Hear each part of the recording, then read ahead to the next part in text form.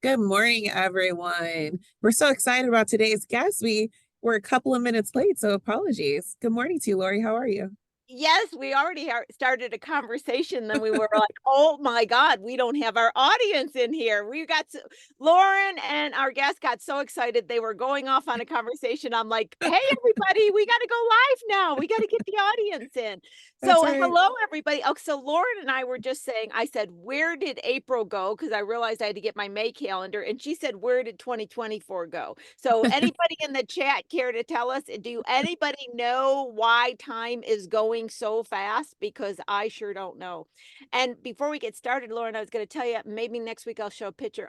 Babu and I, my cat, everybody knows, we went and visited the Painted Desert in Arizona. It's kind of like a drive-through park. I'll get a picture next week. Oh my God. Yeah. It was so beautiful. So if anybody's been through the Painted Desert in Arizona, you kind of drive through, you can hike, but it's just amazing. And what I wanted to say and why I brought it up and my thought for the day on this is, as we all are living in this crazy world, and I'm sure we're feeling it to some degree, take a moment and get back in nature. Put your feet on some dirt, hug a tree, listen to a bird, even if you have to just take a moment on the concrete and look up at a tree and hold its leaf. It is so, so soothing. So that's my statement for today. I'm going to hand it to you to take over, Lauren. I love it, Lori. I've just lost my wait, what did you, I think that's called something now, right? You said put your feet in some dirt. Being Oh, rooted? grounding. Yeah, Grounding. it's called grounding. And Ground. we were talking about grounding with one of the guests. I'm a firm believer in grounding, and they have these grounding mats and everything. I can't contest to that because I spend my time in nature. I'm always out in the middle of nowhere, and I Grounding. literally, when I have these days that I feel crazy, which happens a lot with work, I take my shoes off, I go outside, and even if I spend 5 minutes with my feet in the ground on the ground, I feel better. And I've said this to you guys before. I've been a long time rock climber and outdoors person, so I have to have that, or I don't feel like I can function. I always say I have to spend more time outdoors than the normal person. So I know some of you are like, "Oh my God, Lori, you're crazy. You're talking about grounding," but I'm just gonna, say get some dirt between your toes when you're not feeling good. I think it may help. I love it, Lori. If you check the chat, you'll see I think it's pronounced Ely. Said that that's what they do every time they travel now. So there's something to it for sure. Wonderful. Okay, go to it. I will fly through this, guys, for our frequent flyers. For those of you who are new with us, I'm going to give a quick intro. We've got a juicy, juicy show ready for you guys today. So let me go quickly. So, good morning again. My name is Lauren Simpson. I'm with the SBDC, or the Small Business Development Center. We are a national program with over 1,000 locations across the country, and we offer no cost services to local small businesses. Now, our services are at no cost to you because your tax dollars have taken care of our fees. For the Los Angeles Regional Network, we serve the Los Angeles, Santa Barbara, and Ventura counties. And you'll see that we have several center locations, so physical locations, and those are represented by the red marks on the map in front of you. We have locations in Camarillo, Santa Clarita, Pasadena, all the way out to Laverne, which is that red mark over by Ontario, throughout Los Angeles, the South Bay, down into Long Beach. Now, here's a deep dive into what it is that we offer and why you should get connected with us. We offer no cost business advising as well as virtual trainings. Again, both no cost. When it comes to the business advising, you have access to hundreds, literally hundreds of business experts. And so we have experts in various fields from marketing, if you are looking to do some market research or get your social media going, learn more about AI. If you are looking to create a business plan and you're just starting out, we have sessions dedicated to that. And if you are looking to get your numbers in order, we have several experts when it comes to that, as well as those who can assist you with gaining access to capital. We have a team called the ACT team, specializing in that. But we also have our own guru of numbers. Not many people can say that, or organizations can say that, but we're lucky to have Miss Lori Williams who can assist you with that. And then we also offer, again, those virtual trainings. Now, those are going to be comprehensive workshops to assist you in beginning your business, adapting, and growing. So please be sure to get in contact with us today. We'd love to get started with you or help you get started. You can reach us by phone 866-588-7232 or online smallbizla.org/new client. Now, if you've reached us and you're outside of our service area, that means you are outside of the Los Angeles, Santa Barbara, or Ventura counties.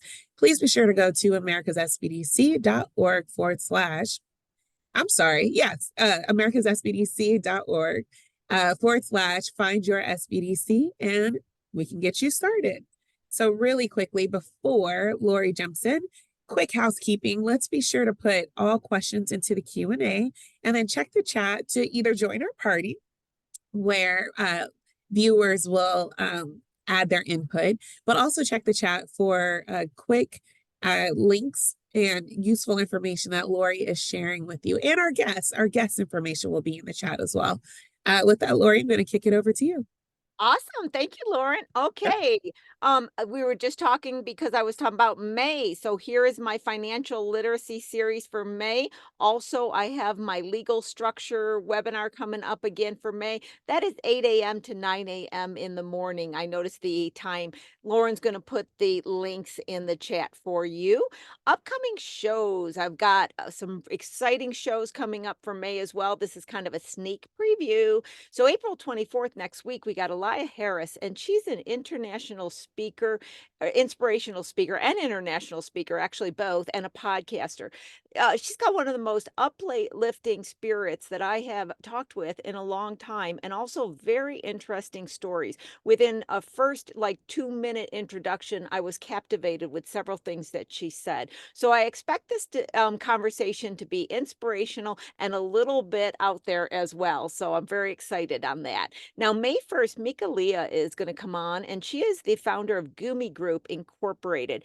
This is a group which she'll get into more details, but what they do is they do corporate yoga and wellness trainings and classes, and she's been at the game for quite some time.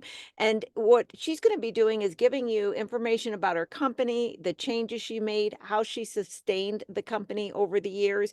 And then I've got other guests. I just don't have all the details to put in yet for May, but I wanted to jump ahead and say on May 22nd, I'm having Kay come back on from Stems. She was on last week and she had some technology issues, and we didn't get a full long conversation, but I could tell from the chat and the audience really wanted to hear more of what she has to say. So I've asked her to come back on. You know, something interesting too, in several of the guests in May, they're going to share with you lifestyle choices they've made. I've noticed this trend where I talk with people and they go, well, I made this decision. I moved over here. I'm doing this now. I'm doing that. So we're really starting to experience and learn about more people that are taking their business on the road, their life on the road, or making choices within their life that is giving them kind of a well-rounded balance, going back to grounding. And so I've got two people that are going to be talking about that, as well as Elia. I bet you she'll be talking about that a bit as well. Okay, guys, you know, I told you last week was the last thing on taxes. I got to bring up one more thing because I always base what I'm going to say on my important information or my wisdom on what I get asked a lot during the week. And there was two misconceptions that came up several times in dialogues with clients. So I wanted to bring this to your attention. All the links in here is going to go into the chat so you can see the whole page. So what I wanted to say is that in the IRS, what they do is they have several penalties that they assess, and they do charge interest on penalty. Now, what I really want to communicate here is there is a failure to file penalty. Now, this I'm about to tell you is something I didn't know until I went for my EA training certification, my enrolled agent through the U.S. Treasury, that the failure to file penalty is actually higher than the failure to pay. So another way of saying this is if you file, but you owe and then have to set up a payment plan or don't pay, you're going to have less penalties than if you don't file. I didn't realize this. And I know a lot of times when we get into situations that are uncomfortable, owing IRS is obviously qualifies as one. People get scared and they want to put their head in the ground and they don't file. But I say at least file, because the other thing is the statute of limitations is 7 years. And if you don't file, you forfeit the statute of limitations. obligations. So filing is really a key aspect. So whether you owe money, you're not sure, just get the papers at least filed. And the other things, there's a whole list on this. So the page is long. I'm letting Lauren put the link in the chat. You can look at the page if you'd like, but it tells you about all the penalties, all the interest. It also tells you about underestimation for corporations. This has to do with S Corp, and it's a good thing to know. So that's why I grabbed that. So in summary, the IRS charges penalties for many things, but the key ones are file your tax return on time, pay in any tax you owe and in the right way through the processes they deem, an accurate return, and an accurate and timely filed information returns. But that failure to file is one you don't want to get engaged in. So here are the two links once again, and I included one that is for the IRS withholding estimator. Now, granted, they're going to give you a number to withhold more than you actually will owe, but it's a good tool to at least take a peek at, because I do get asked a lot, how can I estimate how much I'm going to owe? And so you can take a peek at this tool and walk through it and learn some things on it. So that's hopefully all I'm going to say about taxes. But like I said, I seen so many people come up with that confusion. I just felt like I needed to express it a little bit more. Oh, and I knew there was one more thing. I knew there was one more thing that I wanted to say. And that is, I had somebody, two people this week think that if you file an extension, so you file an extension, that's fine and well, that's great, no issues, but that doesn't eliminate your need to pay on time. So another way of saying it is the due date, April 15th, a couple days ago, that's a deadline to file and pay. Filing an extension gives you an extension on the filing of the actual documents. It does not give you an extension on the payment. So they thought because they filed an extension, they had till October to pay, and that's not true. You're still going to get assessed the penalties from day one that it would be due, and it would be due on April 15th on tax day. So that's another thing that people asked me this week. So there, I'm done. I'm done now. I'm done. Let's get into fun stuff. Let's get into fun stuff. So I'm very excited for my guest today. Founded in 1989 by Ted and Stacy Milner, Executive Temps is a full-service employment agency designed to exclusively meet the staffing needs of the entertainment industry. Temporary contract, temp-to-perm, and permanent positions drive our areas of service. Welcome, welcome, Ted. Welcome to the show. You're on me. Okay, you got the mute off. Welcome. Thank you. So Thanks first for of all, having me. I have to tell the audience what I was sharing with Lauren. So Ted was so kind that he sent an email to Lauren, and he expressed how great the show was and said how wonderful it was, and he was a longtime viewer, right? So Lauren forwarded it to me, and I grabbed at that opportunity. I was like, Ted, you got to be a guest on the show. So please write and thank us, because I'm going to get you on the show, right? So you never thought that, did you, Ted, when you were sending that? You never No, thought that. I didn't. I jumped Mm-mm. on it immediately. But we were talking before the show, Ted. I'm real excited to have you on the show for many reasons. One of them, 1989. You've been at this game for a long time. And another way of saying it is you have weathered a lot of storms. That's another way of saying it. You've weathered storms. And one of the things entrepreneurs need to understand is weathering storms. So that is one aspect. And also, as we were saying, in a lot of ways, I don't like the entertainment industry because it seems unpredictable and scary, and it fluctuates, and it never is something you can count on. So I have to believe, even outside of economic storms, you were weathering industry storms, and then also, I'm assuming, rules and laws and everything. And then on the other side, you're going to have to deal with a bunch of people, interviewing people, and you have to make sure there's enough people to provide for the positions. So it just seems like it's a complicated business model in itself. So with that, how did you get started, Ted? Did you wake up one day and say, hey, I've always wanted to be an executive staffing team? How did this all begin? I used to play professional baseball. So I was drafted out of Biola University by the St. Louis Cardinals. And then shortly after that, I was released. So I played with four different teams: the Angels, the Astros, the Cleveland Indians, and the St. Louis Cardinals. And then I had two stays in Mexico. So as I was pursuing this, my wife's like, we're going to be broke. because baseball is not very kind to you. And so she prayed and she said, you know, I prayed and God gave me an idea for a business. We can call it Star Temps or we can call it Executive Temps. So when we'd come back from baseball during the off season, she would temp. She's a former assistant to an executive at NBC. We got married, we left, we wouldn't play baseball.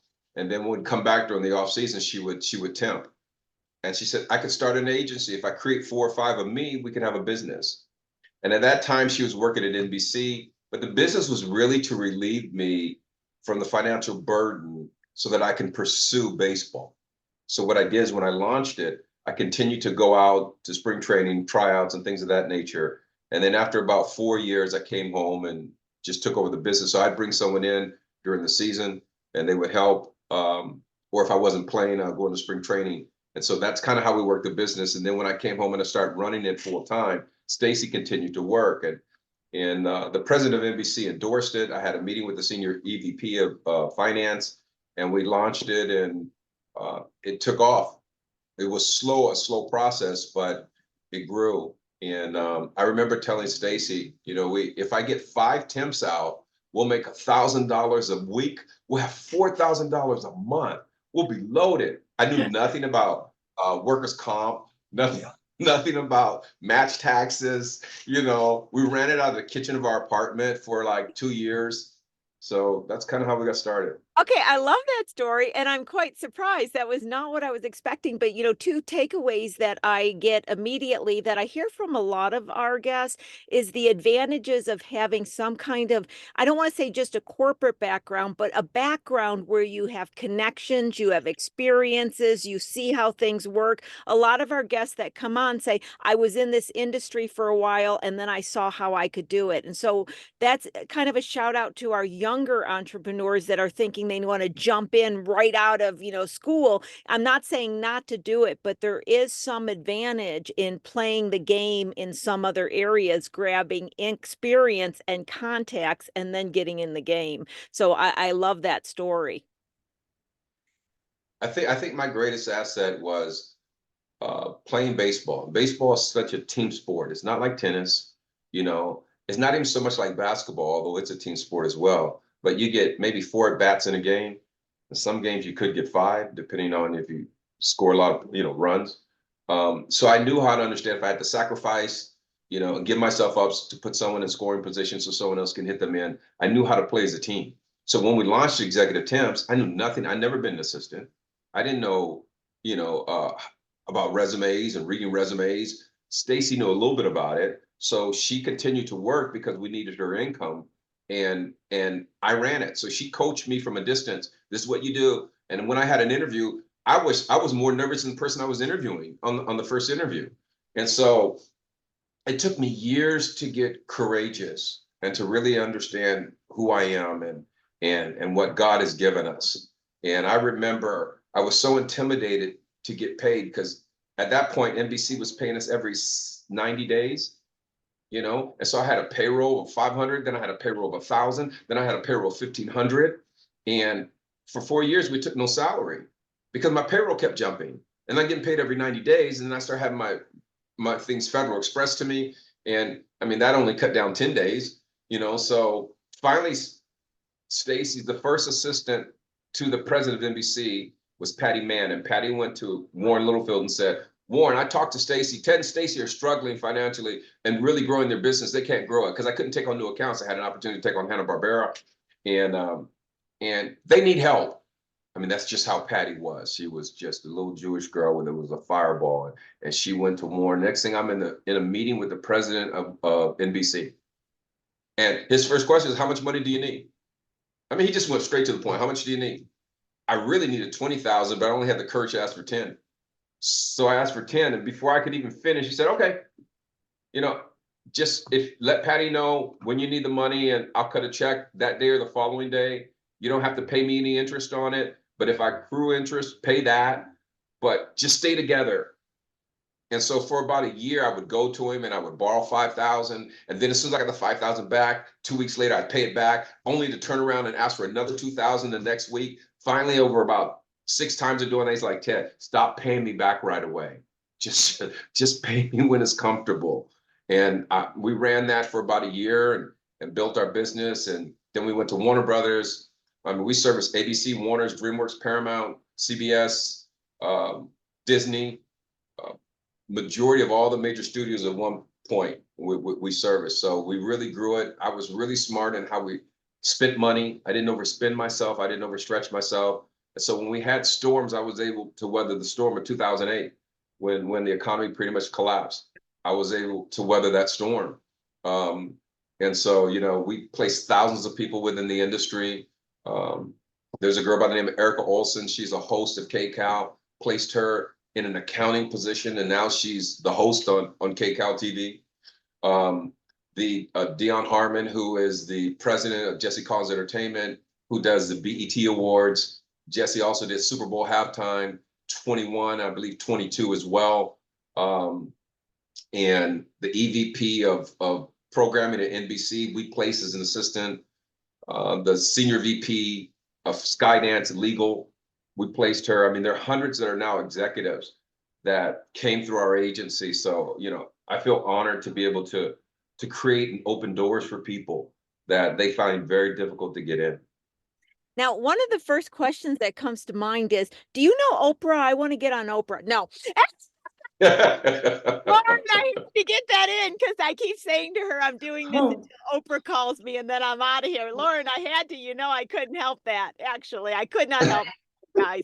No, the real question that I have, you know, going back, there were so many things you said that I would like to unpack because I see some lessons. I'm going to pick out tiny ones, Ted. When you were speaking of getting paid in the 90 days, right? And that being a issue on cash flow, I think that's what you were referring to. What I find, and I like to remind the audience, is that a lot of times, and we can take away from the entertainment industry and we can say, just got an agreement with Costco or a big retailer or Macy's. A lot of the small companies get so excited about this, but they don't realize that they may not be getting paid for 30, 60, 90 days, and they have to have the financing to carry that. And like I said, if you were getting paid right away or within 30 days, you wouldn't have maybe had to borrow as much money because you would have had the cash flow to do it. So I just want to come back and talk about how you have to look at the cash flow when you're working for larger organizations and corporations, because they're not always paying within their terms and you don't usually get to strangle them to make them do so. Can you comment to that, Ted? You know, I can. When we launched Executive Temps, and probably in the first 2 years, that's when our struggle really presented itself on, you know, cash flow and me understanding with not ever having a small business, how I have to manage cash flow. And so it took me almost 10 years to ask people to pay me in a timely manner, because I always saw myself as a small business and they saw me insignificant. Although they pulled on me for top executives, they didn't see me as a real player, not only because I have a small business, but because of the color of my skin and because I was a male in a field that is dominated primarily by women. And so trying to get people to take you serious, and then when you want to ask for people to pay you timely, they saw you, oh, you're just a small Black business and you're struggling. No, I need you to pay me in a timely manner. Yeah. And so when I created the courage to ask, I got really emboldened. We had a situation once at well, I shouldn't say the studio, but it's a major studio. If I said, everyone would know it. They hadn't paid me in 3 months. They were my largest account. They owed me $92,000. And it got to the point in the last few weeks, the senior VP of Human Resources would not return my calls. Now, I had a decision to make. Either in about 3 or 4 weeks, I'm gonna start bouncing checks, or I'm gonna shut down the account. I knew the leverage I had, although I knew if I pulled that card, it would piss her off royally. So for 2 more weeks, I continued to call her. Then finally, and her assistant would answer and always say, I don't have her, she'll get back. So I called her assistant back. I said, you know, I'm just calling to see if she's available. She said, well, she's not available, but I can get her back. I said, let her know that it was a Wednesday. Let her know on Monday, I'm pulling all of my temps off the lot. Now I had about 15 temps at that studio. Do you know how quickly she called me back? Yeah. She was livid. And she said, Ted, how dare you? How dare you threaten us to pull all your people off the lot? And so I just let her vent. And after she got done venting, I said, how dare you not pay me? You won't even take my calls. Do you want me to start bouncing people's checks? What kind of problem do you think we're going to have when we start bouncing people's checks? So before I start bouncing people's checks, I will take every temp off that lot. I don't work for free. You need to pay me. She said, well, there's a challenge with the accounting. And I said, that's not really my problem. I've been very patient. You're not even returning my calls. Do you know on Monday I had a check for $92,000? Yeah. Yeah. And Oh, keep going. so, now our relationship is damaged, And I know this. So I'm trusting God to, I think I did what was right. I can't bounce people's checks. So the head of the studio had a need. So who did she call when they had a need for the head of the studio? Because she has to get this right. She called me. And from that phone call and me submitting candidates and her, because she personally is involved because it's the head of the studio, because she reports directly to him. So she has to vet the people. She didn't trust other agencies. She trusted me and the quality of what we were providing. And it began to restore a relationship. It restored it so much that when she had a birthday party for her husband, who I did not know, she invited Stacy and I to the party. So sometimes as entrepreneurs, we're put in a position where I don't know what to do, and you're going to bankrupt me. And so there's a saying that I say, when you don't know what to do what you know to do. I have an obligation to the people who are working to be true to them and to pay them. And if I lose this account over it, then so be it. And so, it worked out really well. Ted, first of all, I want to say thank you for sharing that story. And I'm so happy that our audience got to hear it, because often I speak to small companies and they're afraid to basically stand up for themselves when they need to, because so much is on the line. And it's not that I don't understand this. As you were telling, I had a flashback, if you can say. So going back to being about 26, because I started my first company when I was about 23, and I had a client that wasn't paying me, and I had to do the same thing. And I was so scared because I thought, what if they quit? What if they do that? And I actually had my friend holding my hand while I was on the phone because I was so scared. I was so scared, and I was holding my hand because I knew I had no choice. I had no choice but to pull, just like you did. Either you do this or I'm pulling this and you got to pay me. And it was such a great lesson, because I realized I'm not saying whether it should be this way or should not. I'm not here to recreate the world, although I would love to, but I don't get that choice.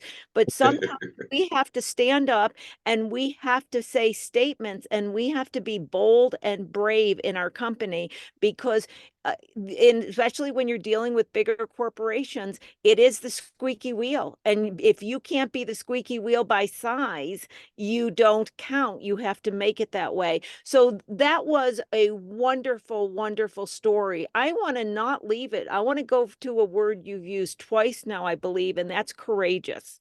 You've talked about that, and that is such a need. Can you, in your words, what is courage? What is courageous? How does someone become courageous? And what have you learned about being an entrepreneur and being courageous?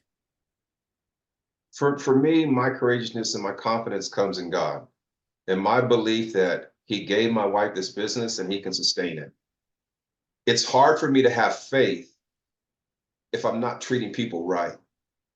If I'm not paying my employees, they have to wait and on their check because the money's not there. When we hit the 2008 crisis, do you know I went 2 months without cashing a check? And I paid everyone else. I had 2 months of checks that I didn't cash because I was hurting that bad financially. And so I have a commitment to them. When I've done all that I know how to do, this is the dream that God gave us. It's interesting. You always have challenges with people trying to come and tell you how to do your dream. You know, you hire someone, they've been there 2 months, you've been in business 10 years, and they're telling you how to do your dream. Yeah. You know, or you partner with with someone, or you get a new client and they tell you you really should change the name of your business to this or to that. And so, you know, we face a different generation. We got a much younger generation that's coming into the workplace now. You know, I have to interview a lot of them. Um, the beauty of who they are is they're very courageous with no knowledge, though. They have no knowledge, but they're just ready to bulldozer over everything. And they have more courage than I had at their age. And that's just, it's like an American Idol thing. It's just going to happen for me, you know, but they don't go with any grace. They don't get concerned about building relationships. They don't value relationships. So, you know, my courageousness comes from having done all I know to do, and then what I believe God has given us to do, and then what I know is right in my heart. So I anchor myself on truth. You know, I don't believe that everyone has their separate truth. There is a truth. Yeah. There is a truth. And so even if I'm wrong, I will repent on when I'm wrong. I mean, sometimes like little things in the office will happen, or I'll say something about something that may could be political. And then I find out later that, oh, it wasn't that person, it was another person. And I'll go back to the person I said that to, and and they could care less. But I'll let them know I was wrong, because I anchor myself on being truthful about if I'm wrong on something. And so I don't have a difficult time repenting. But I don't believe that entrepreneurs today really understand who they are. And I mean, if I had my way, I'd get before them and I would tell them how courageous they are, how strong they are, um, that their ideal and their vision is needed, because the world will tell them that it's not. You know, and then you have people that come on that are extremely successful, and then you try to be like them, not knowing they had, you know, people invest in them, $500,000, $1 million. They can't even relate to our struggle every day of not being able to pay the rent, or having to hold a check back. They can't relate to that. But we're just a unique people to be able to start a business and to run with it. I mean, I think of the companies who service like ABC, NBC, CBS, Warner Brothers, you know, the people that are employed there that I've employed, they're building their dreams. They're building the dreams of ABC. They're building the dreams of Disney. They're building the dreams of Warner Brothers. Entrepreneurs build their dreams. That's courageousness. You know, so for my wife to dream this in her head, it's astonishing if you just quiet your spirit down enough to dream and to really think about, how do I navigate this problem? We and I'll say this real briefly, and then I'll be done on this subject. But we launched an organization called EICOP, Entertainment Industry College Outreach Program, that caters to HBCUs. And when we launched it, and we partnered. Since then, we partnered with the White House under the Obama administration, and we launched it trying to connect students, taking the industry to these campuses. It was first just taking them to the campuses. We couldn't get those schools to return phone calls. We're trying to provide careers in entertainment to your students, and the administration wouldn't even return the calls.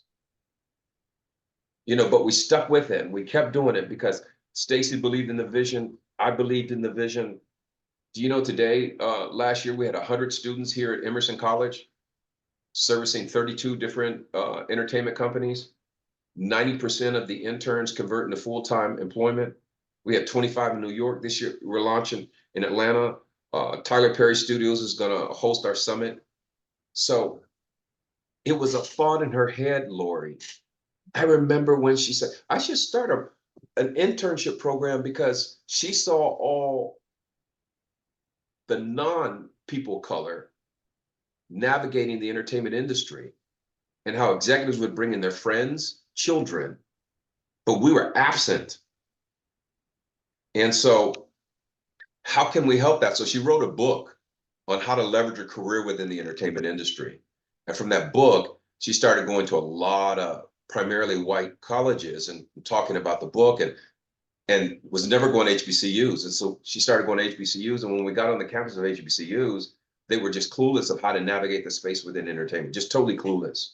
And then they would have sidebars with me after we did a presentation and whisper, could I really have a career in the industry? Is that possible for me? I mean, I'm a finance major. And to see them now, I mean, one of the girls, one guy, he's a manager. He's one of the people that actually meet with producers and sign writers. Another young lady works for Spring Hill, LeBron James company. She just got promoted to an executive. She's now an executive.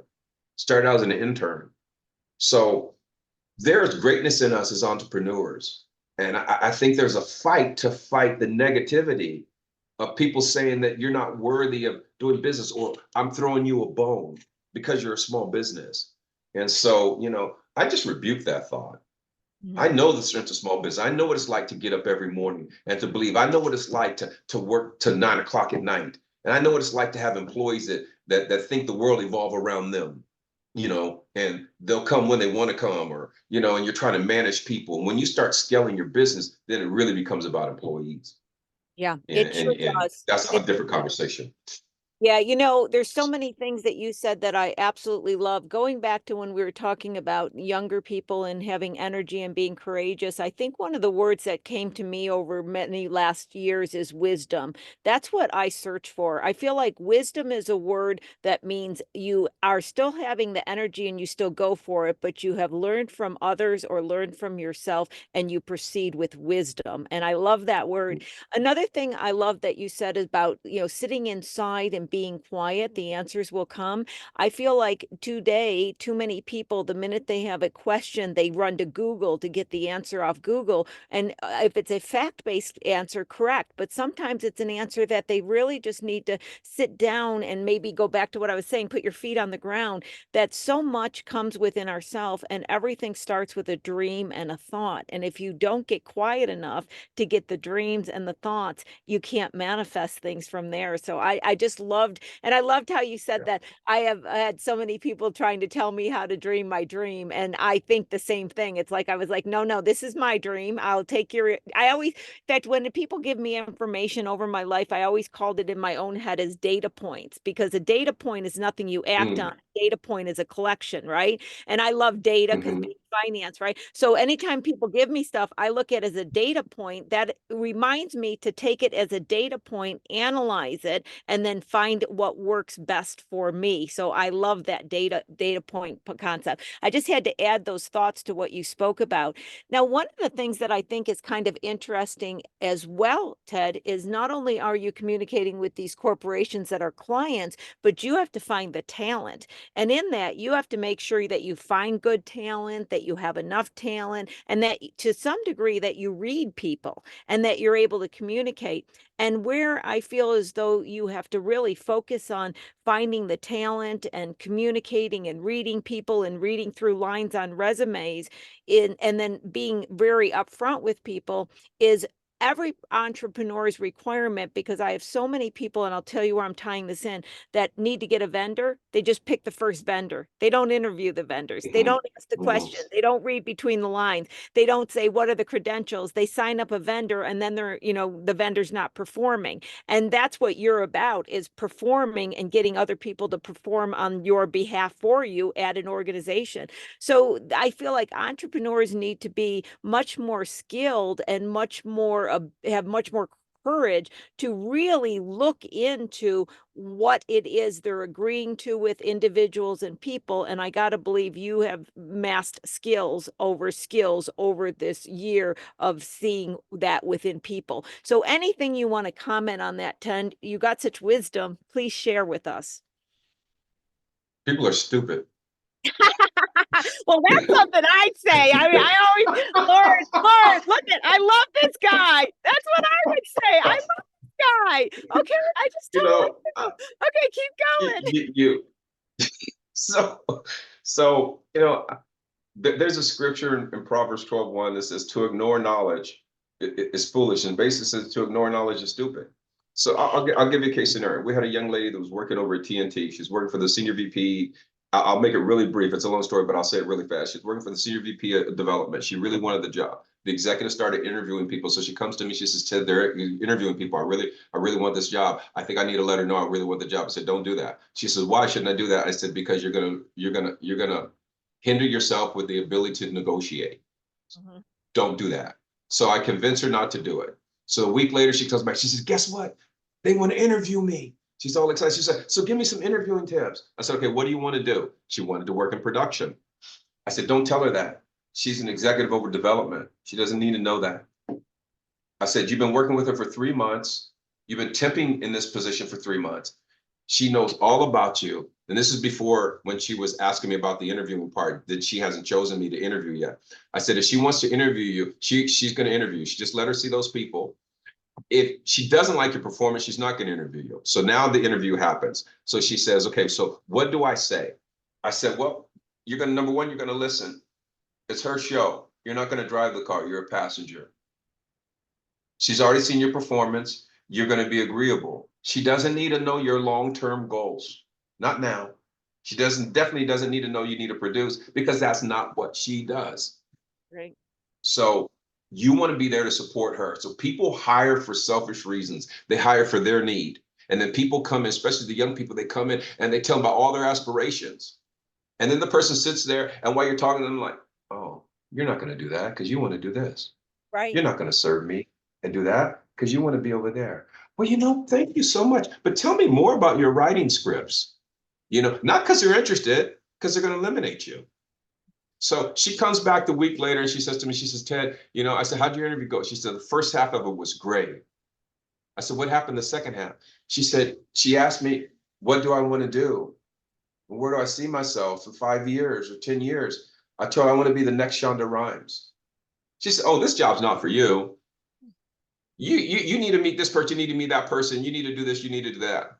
Now, the reality is that all the producers are coming to her and pitching their shows and concepts and ideas. She's going to meet all those important people. So she talked herself right out of the very job that was meant for her. So, I'm constantly coaching youth now, probably in the last 10 years, more than the 37 years we've been in business, just how to communicate and how to listen and how to talk about the things that are important to them. And everyone thinks it's all about them. It's not about you. No one's hiring you for your dreams. No one. So when I have meetings with clients, my goal is what is your problem? That's really what I want to ask them. What's your challenge? And let's see if I can help resolve that challenge for you. That is so So, true. that's One of my favorite sayings, I don't know, I think I made it up. I don't know. I've been saying it for so long, I don't know, but it's people tell on themselves. So what I mean by that is if you listen, they'll tell on their motive. And I have this thing about me, and it's always been that way. Until I fully comprehend what people want from me, I'm not comfortable. Personal, business relationships, everything. Cause I know, and I'm not being negative, but everybody wants something from somebody. I want something from somebody exactly, too. exactly. This is called being a human being, right? This is the way we operate. Mhm. So I'm always like, why does that person want to be my friend? Why do they want me in business? Why do they want me to do this? What do they want? What are their questions? Because when I understand what they want from me, I know and I can make a choice of how to respond. And so even if it's a vendor, what does this vendor want out of the relationship? What do they want out of the deal? And it's interesting what you say, Ted, because so often you see people get into these experiences and you can look at two people talking and they're talking about completely two different things and they don't even recognize Mhm. it and they wonder why they don't connect. So I think listening is such a big thing because if you listen, you truly understand what is really going on. And that's what we're trying to do in all these situations is understand what's going on. I got an interesting question. It keeps coming up in my mind. I have to ask it, Ted. It goes back to earlier, but this is what I'm wondering. And you go with it anywhere because I don't know where I'm going with it. But I just almost wonder if you hadn't had the experience with your wife working at the big studios, do you think you, as just cold knocking on doors, could have ever gotten into the studios with the clients that you have? Do you think it was right place with the already relationships, or can someone that is just wanting, it doesn't even have to be specific to your industry, but it's that age old question. When people have these huge corporate accounts, do they have to have somebody in there, or could they have ever knocked on a cold door and get there? You know what I'm saying by that question? I do. I do. I'll take it a step further for you. But to Please. answer your question, I think it's extremely difficult. I think it's possible because I believe all things are possible, but it's extremely difficult. If I did not have Brandon Tartikoff signing off, who was the president of NBC at the time, signing off a letter to the head of finance, we would have never launched Executive Temps. When we launched Executive Temps, I had a meeting with the senior VP of finance, and this guy did not want me to do business at NBC. He was a bigot. He did not want me doing business with NBC. But he had to meet with me because the president of NBC sent a letter to him. And I remember him asking me, telling me, accusing me of something that I didn't even say. And he said, it's been brought to my attention that you said that Brandon Tartikoff has given you exclusive at NBC. And I know who that came through, and I know how it came there because it was a person who handled temp services at that point. And that person had another agency that they wanted to utilize. And she was committed to that agency and resented the fact that I was coming in. So I'm in a meeting with the senior VP and then his director. And I said to him, I said, I know how you heard about that. And he said, well, I checked into the allegations and I found out that they're not true. But he called the meeting on allegations. Now, I know as a senior VP, you're going to check those things out before you call a vendor in. But for me, just call him in. We're just going to accuse him. And so, I told him, I said, Brandon Tartikoff, number one, would never give me an exclusive. He just wouldn't do that. I couldn't even manage it, even if he did give me an exclusive. I'm just starting out. So had it not come through him, leave it to that guy. I would have never been there. So yeah, you do need someone. It's beneficial if you have someone on the inside. I mean, I used to cold call when I first started. I don't do that anymore because I found it's too much energy, and the payoff's not as equal payoff.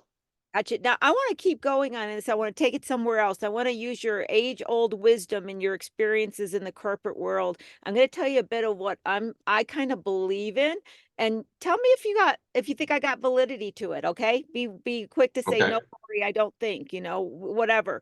So I always share with the audience that I grew up in a small country town, so I was around a lot of small little companies working together, little mom and pops always working together, right? And then I had this dream of going into the big LA scene, which I did, and I got into the corporate world. And I'm now feel like the changes in our world can be made from one business working with another business, small business with working with another small business.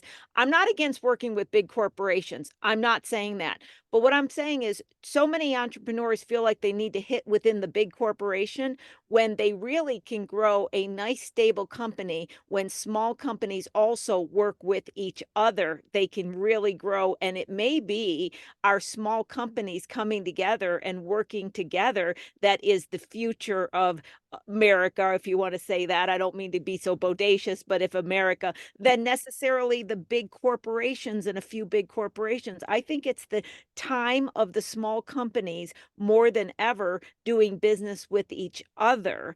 And I'm not against the big corporations, but I'm saying to those entrepreneurs that feel like that's the only way to hit the big accounts, I think there's many more ways as well. Please comment on any of that, Ted. Well, your questions are the life that I lived. I was on the civil service board for the city of Burbank. In 2008, when we had the financial crisis of the housing market and everything was collapsing, I went to the city manager and I took another young lady with me, a white woman who owned a flower shop in Burbank. And I presented to the city manager who really runs Burbank. City council doesn't do it, city manager does. And I presented to him a peer-to-peer business to save the small businesses in Burbank because we were suffering. Each business that they would set a meeting and they would bring all the small business, then break them into categories. And we would then now buy our products and services from one another. We'd give each other a 15 to 20% discount, and we do business peer to peer. and we can rotate those dollars within the city of Burbank and have those dollars bouncing within Burbank. And he just pauses for 30 seconds. He says, Ted, where did you come up with this? Where did you hear? No, he said, where did you hear this from? I said, I created it. No, but where did you hear it from? I created it in my head. And he couldn't believe that I could be that creative, that I could come up with a concept like that. And he would have never, and he eventually, he liked it, he loved it, but he didn't run with it.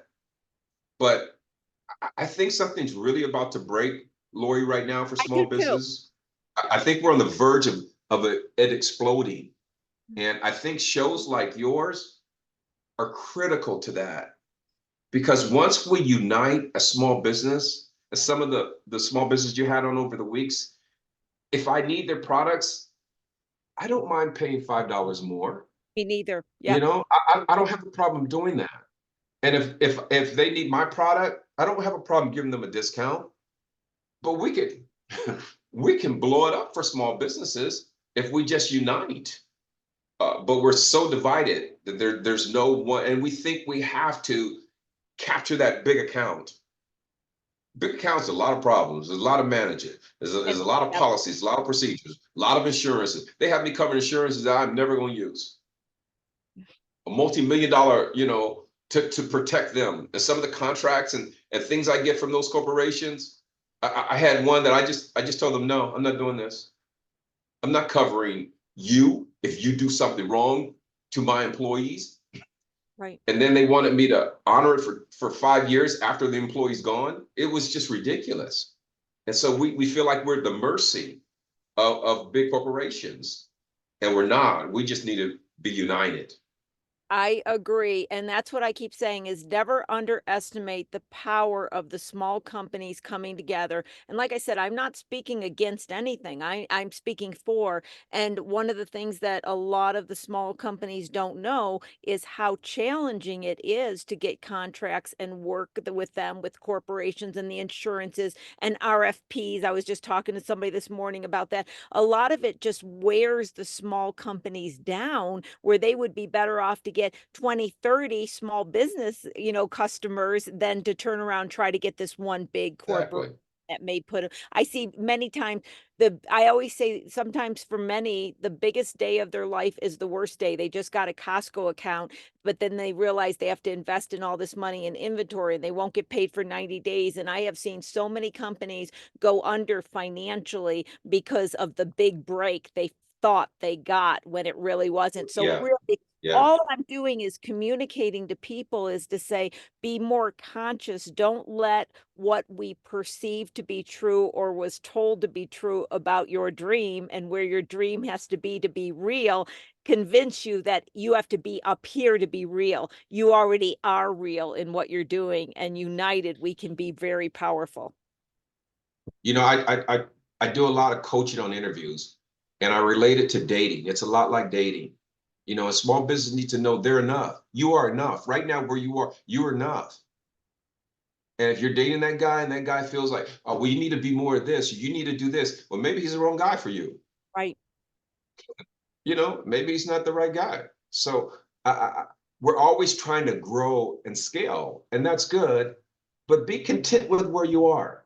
If you only have 5 clients, be content with those 5 clients. And don't abandon the 5 clients to try and go get 8 more. Yeah. You know, it's like the story in the Bible talks about the one sheep gets away and he's got 99 and he goes to find that one sheep and to bring them back. Nurture your clients. Work with what you have. Make sure that if you have a customer that's consistent, then I'm catering to that customer that's consistent. I'm okay with 5. I want to grow it to 10, but I got 5 right now, and they're going to get the best of me. And so, you know, I have a thing where I grew, and I mean, I don't advise all small businesses to do this, but, you know, I had one client that was just talking to me outrageous and totally disrespecting me. And so she wanted a person to come there, and then she canceled them. And if I said the name, everyone would know most people would know the name as a production company. And the girl was back east. And so then the client calls back and says, I want her to come back and interview this Thursday. I'm like, I told her that it wasn't going to happen. She said, why'd you do that? I said, because you emailed me and told me that it was off. She said, well, Ted, before you would call her and tell her that, you need to call me. She said, let me tell you something, Ted. You know, if you're going to do businesses industry, if you're going to grow your business and scale, this is how entertainment works. Now, she's about half my age, but she's lecturing me on how entertainment works. And so I let her run with it. And she says, so I'm just trying to, so first she's real hard, then she's soft. I'm just trying to help you so you understand how the industry works. So when she finished, I said, Warner Brothers, NBC, ABC, CBS, Paramount, BET, DreamWorks. I said, all of these people were our clients at one time or another, and many still are. None of them have ever, ever, ever, ever talked to me the way you're talking to me. She said, well, Ted, if you don't want to do business with us, you know, you don't have to. I said, well, you know, if you don't want her there, we don't have to have her there. Now, what I know is she's already interviewed with the executive, and the executive wants her. So the HR person is not going to go back and tell the executive, I had an argument with the owner and she's not coming, you know? So anyway, wind up bringing her in. And when it came time to hire them, I punished them. Instead of charging them a percentage, I doubled their percent. Yep, I've done that before too, yeah, and, you know, I have let go of a client that hurt me financially because they were not treating my employees well. You know, I have done the same thing, and Mhm. it scared me to death, but you know what? I've always said, "I'm gonna stand up on my morals." I am going to do that because at the end of the day, I have to be in me, and I have to live with me, and there's so much truth, and I gotta do a quick shout out. I don't usually see the chat, but it just came up, and I saw Cindy. I gotta say what Cindy just wrote. She wrote, "Host and panelist," and I want everybody to see it. "It's time to break that mentality. This is how it's always been done." So right, Cindy. I had to read that because it's so true. Ted, I cannot believe we're out of time. I could talk to you for hours. I love this type of conversation. It is always something that's important to me. And I want to thank you so much for your honesty, your integrity, and coming on the show. I had no idea where we were going with this, but as always, and this is always happening on the show, it goes beyond what I would have ever even hoped that our audience gets to hear. And this is another one of those days. So I do want to extend a minute or so. Just give us any last thoughts. I don't want to go without you being able to give us a last thought, Ted. Well, I just, as I mentioned earlier, I just want to thank you and Lauren for what you do. You know, you had a vision for the show, Lori, and you've given us a voice. But more than just giving us an opportunity to come on and to pitch or to talk about our business or our industries that we work in, is what you give to the listeners of what they're able to learn peer to peer for one another, of the mistakes and the different things that I've heard over the time that I've listened to how they manage their challenges and how they manage their tax situations or a client. So I think it goes so much further. This is much bigger than you. It's much bigger than the dream that you dreamed. But look what you created from a dream, you know? So you know, I'm just excited about the ability for the people who are courageous enough to launch their own business. And I just want them to know that they are enough. Yes. They are enough. So thank you for having me. I love you know, that was the one thing that was a big thing for me. I never felt like I was enough. I finally had to learn that I was enough. I had somebody years ago say to me, "Wow, you really made it." And I thought for a second, I said, "No, I gave up." What I made or had in my head was this big, bodacious, you know, I was going to have the big house on the hill and everything. And then I was like, "No, we're definitely playing the big circles, but I'm just a little farm girl with pigtails still, growing up, running in the woods, and knowing what really matters at the end of the day. I don't care how many degrees I have, how smart I am. I'm still just the little farm girl that knows what really matters in life. And if there's anything I'm about, it's really supporting the small companies because I do believe if we unite, we will have power in numbers. And I think we can make incredible things, do incredible things, and be incredible within ourselves. And at the end of the day, it's just to know who who you are and know what you're capable and let your imagination go. So Lauren, gonna bring you back on. I could go for a couple more hours. How do they keep getting better and better and better and better, Lauren? I don't know. We're so blessed with the guests that we get. Very much so. That's it. It's a blessing for sure. And then we have people like Ted who, tell us how it's impacted them, though we're grateful for it being so positive, of course. But just, sharing how impactful it is and then having a story themselves to share. And it just continues to keep going, right? I have learned, and I think this is something that people have said that are interviewers for years. Everybody has a fascinating story, and Yeah. that's what I love. I have always loved the story. I have since I've been a kid. I wrote little stories. I interviewed people. I have always loved the story, and I love life stories, and that's what this is all about. Well, man, I could go on. I got to stop. So I got to say, frequent flyers, thank you for being here every single week, my loyal audience. Thank you so much. To those that are new, if this is your first time, welcome. More to come. So you join us next week for another series of Small Biz Talk with your host, Lori Williams. Lauren's going to stay behind. Make sure you get Ted's information. Ted, before I go, what's the name of the book from your wife? I saw somebody ask that. Leveraging Up. Leveraging Up by Stacy Milner, Stacy Milner, Milner. Leveraging Up. Got it. I wanted to make sure I got it. Lauren's going to make sure you got it. Way to contact me, way to contact Ted, way to become a guest on the show, reaching out to you if you have a story to tell. And even if you don't, I'll get one out of you. Okay. So come on the show and be a guest. Thank you again, Ted. We're going to have you back on. I can already tell I'm going to be after you again. Okay. Bye, everybody. Bye, everyone. Bye, Lori. Bye, Ted. Thank you so much. Thank you. Thank you. Guys, I've got that link to the book in the chat, so go ahead and click that. You can grab it on Amazon and I'm sure other book retailers. I also have Ted's information in there in case you'd like to get in contact with him.